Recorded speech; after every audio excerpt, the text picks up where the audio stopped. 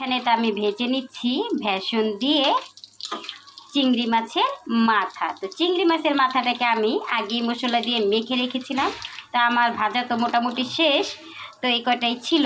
তো এখানে সব ভেজে ভেজে আমি উঠিয়ে নিয়েছি, কারণ আজকে হচ্ছে গিয়ে আমাদের ছাদে আমাদের পার্টি হবে। তো আরও কী কী আছে সেটা আপনাদেরকে দেখাচ্ছি, আর সাথে হচ্ছে গিয়ে পার্টিরও একটা ভিডিও করব, কিন্তু একসাথে হবে না, এটা হবে পার্ট 1, আর সেটা হবে আমাদের পার্টির ভিডিও হবে পার্ট 2। কারণ হচ্ছে কি অনেক বড় হয়ে যায়, আমার বন্ধুরাও বিরক্ত হয়ে যাবে, তার জন্য চিন্তা করলাম 2 ধাপে এই ভিডিওটা বানাই। তো মোটামুটি আমার তো এই চিংড়ি মাছের কল্লা ভাজা শেষ। তো এখন করে নিব হলো গিয়ে ফ্রেঞ্চ ফ্রাই। তো চলেন সেটাও মশলা মেখে রেখে দিয়েছি, আপনাদেরকে দেখাই। তো এখানে আমি 3 কেজি আলু কেটে ফ্রেঞ্চ ফ্রাই করার জন্য নিয়ে নিয়েছি। এটাকে কিন্তু আমি সিদ্ধ করিনি, কারণ ডুবা তেলে ভাজলে নতুন আলু যেহেতু এমনিতেই সিদ্ধ হয়ে যাবে। তো এখানে আমি দিয়ে দিয়েছি বেসন, চালের গুঁড়া, আর দিয়ে দিয়েছি কর্নফ্লাওয়ার, আর দিয়ে দিয়েছি সব পদের যে মশলাগুলো ব্যবহার করি, কাবাব মশলা, তারপরে হচ্ছে গিয়ে গোলমরিচের গুঁড়া, ধনিয়ার গুঁড়া, মরিচের গুঁড়া, টমেটো সস, সয়া সস, আর দিয়ে দিয়েছিলাম আদা রসুন বাটা, আর স্বাদের জন্য তো লবণ দিয়েছি অবশ্যই। তো এটাকে আমি মেখে রেখে দিয়েছি। চিংড়ি মাছের কল্লা আমার ভাজা শেষ, এখন ওই তেলেই আমি ফ্রেঞ্চ ফ্রাইগুলো করে নিব। তো এখানে তো আরও আছে মজাদার তেলাপিয়া মাছ। তো তেলাপিয়া মাছ এগুলো হচ্ছে গিয়ে 1 কেজির উপরে এক একটার ওজন ছিল। তো এটা দুইটা মিলিয়ে এখানে 2.5 কেজির মতো হবে। তো এগুলোকে তো আমি মশলা মেখে রেখে দিয়েছি, আর এগুলো হচ্ছে গিয়ে ছাদে যেয়ে গ্রিল করা হবে।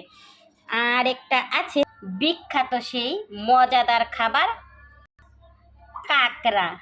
তো এখানে আমরা কাঁকড়া নিয়ে এসেছিলাম বড় বড় সাইজের 10টা কাঁকড়া। তো এগুলো আমরা বাসা থেকে মানে হাফ গ্রিল করে নিয়ে যাব। তো ছাদে পুরো গ্রিল হবে, আর সেখানে আমরা নানের সাথে খাবো। এখানে হচ্ছে গিয়ে চিকেন। তো এখানে আমরা 3টা মুরগি নিয়ে নিয়েছি, আর ছোট ছোট সাইজ না, ওই যে 8 টুকরো করে একটা মুরগিকে 8 টুকরা করা হয়েছে। এভাবে কেটে আমরা সব ময় মশলা মেখে রেখে দিয়েছি।